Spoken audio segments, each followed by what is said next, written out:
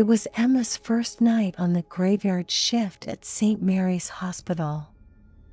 As a newly certified nurse, she had heard tales from her colleagues about the eerie quiet that settled over the hospital during the late hours, but she shrugged them off. After all, superstitions were just that, weren't they?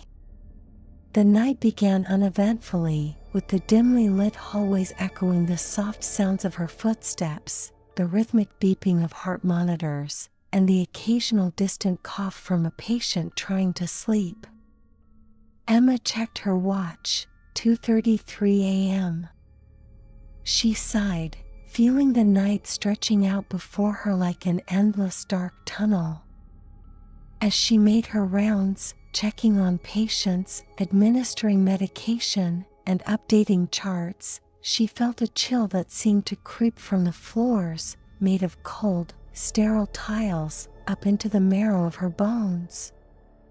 Just the air conditioning, she muttered to herself, trying to shake off the uneasy feeling that was slowly curling its way around her spine. Her next stop was room 404. As she approached, she could have sworn she saw a shadow flit across the wall, disappearing as she turned to look directly at it. Just tired, she whispered to herself, her voice barely audible. Inside, Mr. Thompson, an elderly patient recovering from surgery, slept soundly. She checked his adjusted the flow slightly, and turned to leave when a faint whisper stopped her cold. "Don't let her in," it said, so quietly she thought she might have imagined it. Glancing back at Mr. Thompson, she saw his eyes were still closed. She shook her head, attributing the voice to the whispering drafts of hospital corridors known to play tricks on the ears. Continuing her rounds, Emma felt her anxiety mount with each step. The hospital seemed to morph into a labyrinth of shadows and unsettling noises that echoed off the walls in the dead of night. It wasn't long before her handheld radio crackled to life, startling her. "Emma, please come to the nurse's station. There's something you need to see," the night supervisor's voice said, a note of urgency in her tone. As Emma hurried to the station, she passed the closed door of room 313. The door suddenly creaked open as she approached, causing her to stop abruptly. Inside, the room was pitch black, darker than seemed natural. Hesitating only a moment, she pushed the door further open. The air felt heavy, charged with a silent, waiting energy. "Hello?" she called softly, her voice swallowed by the darkness. There was no answer, but the unsettling feeling grew stronger, a sense of not being alone. A soft, almost inaudible sigh echoed from within the room, and the door slammed shut on its own. Heart racing, Emma backed away, the urgent call from the nurse's station spurring her to leave the hallway's oppressive atmosphere. Arriving at the station, the night supervisor, Linda, looked pale and shaken. "Look at this," Linda said, pointing to the security monitor. On the screen, the image of Corridor B was displayed, where a figure appeared intermittently, there one moment, gone the next. It was not the clear, solid appearance of a person but something more translucent, an apparition that seemed unaware of the hospital's physical boundaries. "What is that?" Emma asked, her voice a mix of curiosity and fear. "We don't know. It started appearing an hour ago," Linda replied, her eyes not leaving the screen. "It's on your next route." Emma felt a cold dread settle in her stomach. She knew she couldn't avoid Corridor B. it housed several critical patients she needed to check on before dawn. Gathering her courage, she prepared herself for what might be waiting in the seemingly haunted hallway.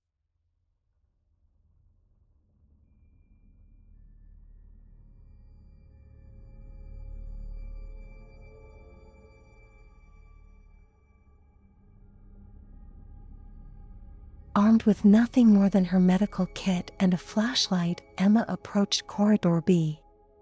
The lights flickered as she entered, casting eerie, dancing shadows on the walls.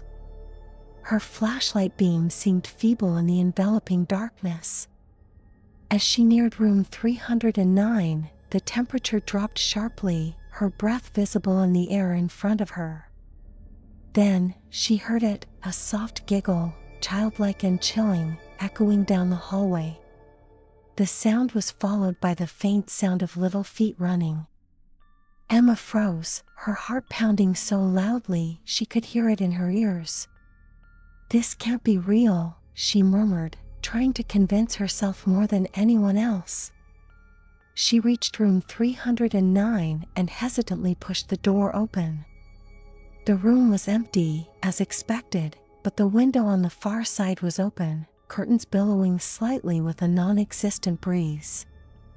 As she stepped inside to close it, the laughter came again, closer this time, almost right beside her ear. Whirling around, flashlight scanning the shadows, Emma saw nothing but felt an unmistakable presence, an oppressive sadness that filled the room like thick smoke. Leaving room 309, Emma continued her rounds, each step taking her deeper into the night's heart, where every shadow seemed alive, every whisper a call from something unseen. As she approached the end of the corridor, she realized the night was far from over. Her experiences had only just begun. The true nature of St. Mary's Hospital at night was revealing itself, and Emma knew she had to face whatever lay ahead. As Emma steadied her breathing, trying to quell the rising panic, she clutched her flashlight tighter, its beam slicing through the oppressive darkness of corridor B. With each step, the air grew colder, and the silence, punctuated only by her own shallow breaths, seemed to press against her ears. She had to complete her rounds, had to check on Mrs. Collins in room 325, regardless of the unnerving events unfolding around her. Upon reaching room 325, Emma paused at the door, gathering her nerves. A soft whimpering sound from inside prompted her to enter quickly. The room was dimly lit by the glow of a single bedside lamp, casting long shadows across the floor and walls. Mrs. Collins, an elderly woman recovering from pneumonia, was sitting up in bed, her eyes wide with fright. "Something's here," Mrs. Collins whispered, her voice trembling. "It's been watching me from that corner." She pointed to a dark corner of the room where shadows pulled thickly, impenetrable by the weak light. Emma's flashlight flickered as she aimed it at the corner, her hand shaking. The light revealed nothing but the usual medical equipment, yet the sense of being watched was palpable. "Everything's going to be okay," Emma assured her, though her voice lacked conviction. She checked Mrs. Collins's vital signs, which were slightly elevated, likely due to her distress. As Emma prepared to administer a mild sedative, the temperature in the room dropped further, sending a shiver down her spine. Suddenly, the lamp flickered and went out, plunging the room into darkness. A gasp escaped Mrs. Collins's lips at the same moment Emma's flashlight died, leaving them enveloped in an unnatural blackness. Heart pounding, Emma fumbled in her pocket for her phone, its screen a meager source of light in the suffocating dark. "Hold on, Mrs. Collins. It's just a power outage," she said, more to comfort herself than her patient. As she tapped the screen to dial the maintenance department, a soft, eerie lullaby filled the room, a tune that seemed to seep from the walls themselves. Mrs. Collins whimpered again, curling up beneath her blankets. "Shoo, "It's just someone's TV," Emma whispered, though she knew that explanation fell short. The lullaby grew louder, a melancholic melody that twisted in the air, chilling and surreal.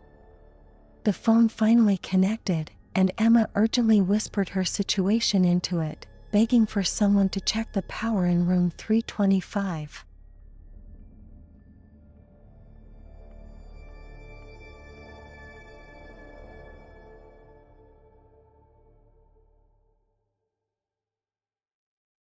As she ended the call, a loud slam echoed through the room. Both women screamed. Emma, phone in hand, used its dim light to scan the room. The door, previously ajar, was now firmly shut. Her breathing ragged with fear, Emma edged toward the door, each step tentative as she prepared to open it.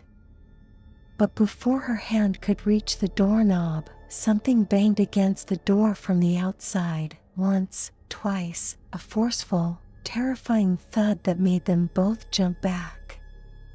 Frozen by fear, Emma and Mrs. Collins could only stare as the doorknob turned slowly, a creaking noise accompanying the slow, deliberate movement. The door opened a crack, and a cold breeze swept into the room, carrying with it the faint smell of the sea, a scent that had no place in the sterile environment of a hospital. Emma, despite every instinct screaming at her to run, to flee from this inexplicable horror, steadied her resolve. "Who's there?" she called into the darkness beyond the door, her voice quavering. No answer came, only the sound of her own heavy breathing and the distant, continued soft playing of the eerie lullaby. Gathering all her courage, she pushed the door open fully, stepping into the hallway.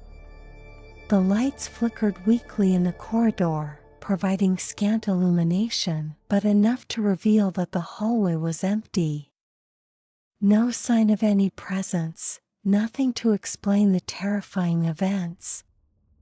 As she turned back to reassure Mrs. Collins, a sudden movement at the end of the hallway caught her eye.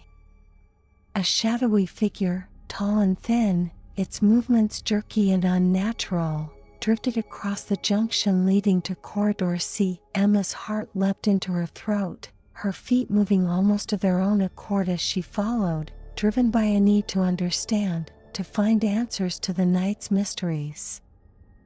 The figure seemed to glide, barely touching the ground, its form flickering in and out of existence as the lights above struggled against the darkness.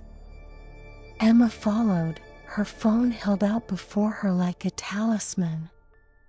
As she turned the corner into Corridor C, the figure vanished as suddenly as it had appeared, leaving behind only the chilling echo of its departure and a coldness that seemed to seep into Emma's very bones. Trembling, Emma paused, her mind racing. What was this apparition? What did it want? And more urgently, how could she protect her patients and herself from the creeping terror that had taken hold of St. Mary's Hospital? With dawn still hours away, the night was far from over, and Emma realized that whatever was happening, it was only beginning. The hospital held secrets, darker and more profound than she could have imagined, and as the night deepened, so too would the terror. As Emma stood in the icy chill of Corridor C, her mind was a whirlwind of fear and determination. She knew she couldn't turn back, not with her patients and her own sense of duty urging her forward. Clutching her phone, now her only source of light, she made her way back to the nurse's station, hoping to find Linda or any other member of the staff who could help her make sense of the night's horrors. When she arrived, the station was deserted, more eerie in its silence than the haunted corridors. Flickering monitors cast ghostly shadows across the room, and the intermittent beeping of the heart monitors played a dissonant symphony that heightened the building tension. She checked the security footage, scanning for any sign of the apparition or her colleagues. The screens flickered and rolled with static as she cycled through the cameras, and then, on the feed from the main lobby, she caught a glimpse of movement. Gathering her courage, Emma decided to head toward the lobby, her resolve hardened by the need for answers. As she made her way down the main corridor, the air grew oppressively thick, as if charged with static. Her skin prickled with goosebumps, and her breath formed small clouds in the cold air that had inexplicably filled the hospital.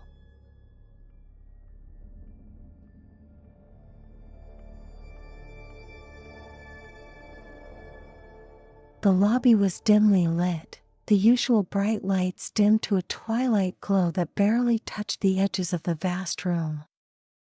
The main doors were shaking as if buffeted by a strong wind, although there was no storm outside. Emma approached cautiously, her heart pounding in her chest. As she neared the doors, they burst open with a violent force, revealing the dark, stormy night outside, a stark contrast to the clear skies she remembered from earlier in the evening. From the darkness, a figure emerged, solid and imposing, unlike the ethereal apparitions she had encountered before. It was an old man, dressed in a tattered hospital gown, his eyes glowing with an unnatural light. He stopped just inside the doorway, his gaze fixed on Emma. "You have to stop her," he said, his voice echoing around the marble-floored lobby. "Stop who?" Emma asked, her voice a mix of fear and confusion. "The girl, the one who sings the lullaby." "She brings the storm," he replied, his voice fading as he spoke. Emma's mind raced. The lullaby, the childlike giggling, the cold everything pointed to a presence that was both lost and malevolent. She realized she needed to find the source, to confront it if she was to end the nightmare enveloping the hospital. Armed with new determination, she returned to Corridor B, to the room where she had first heard the lullaby. As she approached, the temperature dropped, and the familiar melody wafted through the air, more poignant than ever.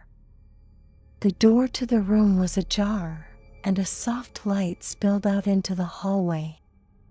Emma took a deep breath and pushed the door open. Inside, the room was transformed. Toys and old furniture lay scattered as if belonging to a child's bedroom from a bygone era. In the center of the room sat a little girl, her back to Emma, singing softly as she played with a set of old, faded dolls. "Hello?" Emma said softly, stepping into the room. The girl stopped singing and turned around. Her eyes were sad, filled with years of loneliness and confusion. "I can't find my way home," she whispered. Emma's heart ached at the sight of the child, understanding flooding through her. This spirit, this lost soul, was trapped here, bound by some unseen force to the hospital. "Let me help you find your way," Emma said, her voice gentle. Reaching out her hand, she took a step forward. The girl looked up at her, hope flickering in her spectral eyes. Together, they walked towards the window, where the first light of dawn was beginning to break. As the sunlight touched the girl, she smiled, her form becoming lighter, less defined. With a final glance at Emma, she vanished, leaving behind a warmth that filled the room. Emma stood there for a long moment, watching the sunrise. The hospital gradually came back to life as the normal sounds of morning returned. When her colleagues found her, they spoke of a night of strange disturbances, but no one had seen the horrors that Emma had faced. The hospital returned to normal, but Emma was forever changed. She knew that the veil between worlds could be thin, fragile, and sometimes the spirits of the lost just needed someone to guide them home. The horrors of the night had passed, but the echoes of the lullaby lingered in her mind, a haunting yet beautiful reminder of the night she walked with ghosts.